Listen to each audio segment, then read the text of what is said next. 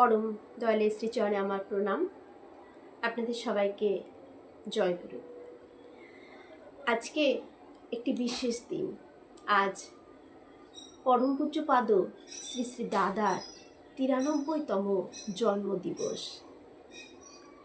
আজ এই শুভ দিনে শ্রী শ্রী দাদার পাদপদ্মে জানাই আভূমিলুণ্ঠিত প্রণাম।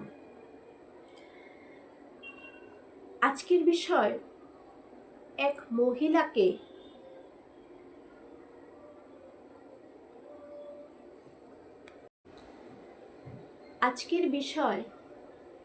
এক মহিলার ওপর একই অবিচার। শ্রী শ্রী দাদা এক মহিলার ওপর কেন এই অবিচার করলেন, কারণটা কি জানতে হলে পুরো ভিডিওটা শুনুন। তার আগে শ্রী শ্রী দাদা আমাদের প্রত্যেকের জন্য কি বলেছেন তারই কিছু অংশ আগে পাঠ করছি। এটা ঋত্বিক সম্মেলনে পরম পূজ্যপাদ শ্রী শ্রী দাদা বলেছিলেন 2016 সালে। শ্রী শ্রী দাদা বলেছেন আমাদের প্রত্যেকের উদ্দেশ্যে, যে ঠাকুরের প্রত্যেকটা আদেশ নির্দেশ পালন করে চলে সে জীবনে পরম কল্যাণের অধিকারী হয়। জরা ব্যাধি মৃত্যুর ভয় থেকে সে মুক্তি লাভ করে। যে ঠিক মতো তা পালন করে চলে সে মুক্তি লাভ করবেই। আমাদের প্রধান কাজ যে যজন যাজন ইষ্টভৃতি। দীক্ষার সময় দীক্ষাদাতা ঋত্বিক বলে দিয়েছিলেন, নিজে ইষ্টের সাথে যুক্ত হওয়া, অপরকে ইষ্টের সাথে যুক্ত করা। ইষ্ট দেবতা যিনি আমার পরম কল্যাণের পথ, পরম প্রাপ্তির পথ, তার নিত্য সেবা করা, নিজে খাওয়ার আগে তাকে খাওয়ানো, তার ভরণ পোষণ করা। ভালো করে ভেবে দেখবেন, ব্যক্তিগত জীবনের লক্ষ্য করবেন, যা অপরকে করতে বলছেন তা কি নিজেরা করেন? শ্রী শ্রী দাদা এটা বললেন, আমরা যা অপরকে করতে বলি তা কি আমরা নিজেরা করি? তাই ভেবে চিনতে করতে বললেন সব কিছুই। ঠাকুরত্ব যদি না জাগে কেহ তোমার ঠাকুর নয়। ঠাকুরত্ব যদি না জাগে কেহ তোমার ঠাকুর নয়, কেন্দ্রও নয়। ফাঁকি দিলে ফাঁকিতে পড়তে হবে। ফাঁকি দিতে নেই, করেন, হয়ে ওঠেন, সবাইকে করান, হওয়ান। এই হচ্ছে সাধনা। শ্রী শ্রী দাদা এত সুন্দর করে আমাদেরকে এই যে আশীর্বাণী এটা বলে গিয়েছিলেন ঋত্বিক সম্মেলনে 2016-তে। এবার যে ঘটনাটি আজকের আলোচনার বিষয়, যে এক বৃদ্ধা মহিলার উপর একই অবিচার করলেন। এই অবিচারটা কেন করলেন শ্রী শ্রী দাদা? আসুন শুনে নিই। এক বৃদ্ধা মাকে শ্রী শ্রী দাদা রোজ কাঁদাতেন, অন্তরাত্মাকে বিঁধবে এমন সব কথা বলতেন যাতে তার অন্তরে লেগে যায়। আর ওই শুনেই ওই বৃদ্ধা মা কেঁদে ফেলতেন। এমন ভাবে কিছু কথা আছে না, বললে আমাদের চোখ দিয়ে জল গড়িয়ে যায়। তো শ্রী শ্রী দাদা ওই বৃদ্ধা মাকেও এমন কিছু কথা বলতেন যে কথা শুনে সে বৃদ্ধা মা অঝরে শুধু কাঁদতেন। এমন কথা বলতেন তার অন্তরে লেগে যেত।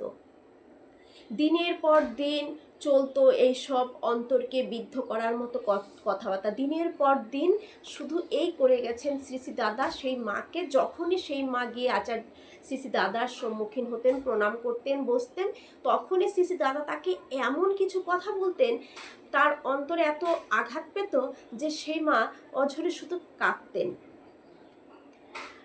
পাশাপাশি যারা থাকতো তারা এই ব্যাপারটা লক্ষ্য করতো, কেন এমন করছেন।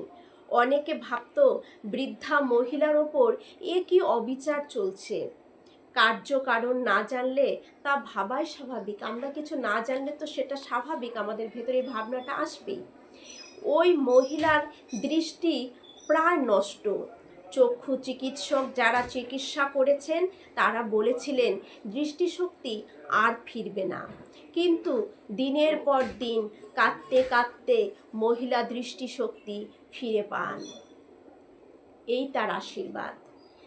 শ্রী দাদা জানতেন যে সে কাঁদতে কাঁদতে চোখ দিয়ে তার জল গড়াতে গড়াতে একদিন তার সে বৃদ্ধা মার দৃষ্টিশক্তি ফিরে আসবেন। তিনি তো অন্তর্যামী, তিনি সবই জানেন, তাই এত কথা, এমন কথা বলতো যে তার অন্তরে লেগে যেত, কষ্টে সে কেঁদে ফেলতো। কাঁদতে কাঁদতে দীর্ঘদিন এভাবে কাঁদতে কাঁদতে একদিন সেই মা দৃষ্টিশক্তি ফিরে পান। কিন্তু দিনের পর দিন কাঁদতে কাঁদতে মহিলা দৃষ্টিশক্তি ফিরে পান। মহিলা হচ্ছেন অসমের আশুদার মা। এই মহিলা হচ্ছেন যে আসামের আশুদা, আমরা সবাই চিনি ওনাকে, সে আশুদার মা। দৃষ্টির স্বচ্ছতা না থাকলে পরমপিতাকে যেমন ঠাহর করা যায় না, আচার্যদেবের ক্ষেত্রেও কিন্তু তাই। আমরা তার কাজ কর্ম ভেবে কুল পাই না। তাহলে দেখুন কেন এই অবিচার করেছিলেন। আমরা অনেক সময় আমরা যখন আচার্য সান্নিধ্য লাভ করি, আচার্যদেবের কিছু হয়তো এমন কথা বলল যে আমাদের খুব আঘাত লাগলো, যে এলাম আর আচার্যদেব আমার সাথে এমন করে কথা বললেন, এমন করে করলেন যে আমাদের বাইরে এসে আমরা হয়তো সেখানে আমাদের চোখে জল চলে আসে, খুব কষ্ট হয়। কিন্তু তার পেছনে ভেবে নিতে হবে যে নিশ্চয়ই কোনো মঙ্গল রয়েছে এই কটূক্তির পেছনে। যেমন এই মাকে এইভাবে কটূক্তি করাতে সেই মার অন্তরে আঘাত লাগতো, চোখে জল গড়াতো, দীর্ঘদিন এভাবে চোখে জল আস্তে আস্তে সেই মার চোখে দৃষ্টি ফিরে আসে, যে চিকিৎসকরা বলেছিলেন কখনোই আর দৃষ্টি তার ফিরে আসবেন না। কিন্তু আর শ্রী শ্রী দাদার এই আশীর্বাদে কিন্তু তার দৃষ্টি ফিরে এসলো। আমাদের জীবনেও কিন্তু এমন অনেক সময় আমরা আচার্যদেবের সামনে গেলে, অবিন দাদার সামনে গেলে হয়তো আমাদের এমন করে কিছু কথা বলে যে আমাদের অন্তরে আঘাত লাগে, কিন্তু পরম পিতার ইচ্ছাই মঙ্গল। ওই তাদের, কারণ পরম পিতার মুক্ত রূপিত হচ্ছেন আচার্যদেব। তার কথার মধ্য দিয়ে ঠাকুর আমাকে বলছেন, ঠাকুর তার সন্তানকে কি কখনো খারাপের জন্য কিছু বলবেন না, এতে আমাদের মঙ্গল হয়। তাই এরকম কথা অনেক সময় আমাদের কিন্তু বলে থাকেন। যেমন আমাদের এক গুরু ভাই আছেন, তাকে একবার অবিন দাদা খুব এমন কটূক্তি কথা বলেছিলেন যে তার অন্তরে লেগেছিল, সে খুব কষ্ট পেয়েছিলেন, কেঁদেছিলেন, আবার রাগও করেছিলেন। কিন্তু তার পেছনে মঙ্গল লুকিয়েছিল, সেটা কিন্তু সে পরবর্তীতে বুঝতে পারে।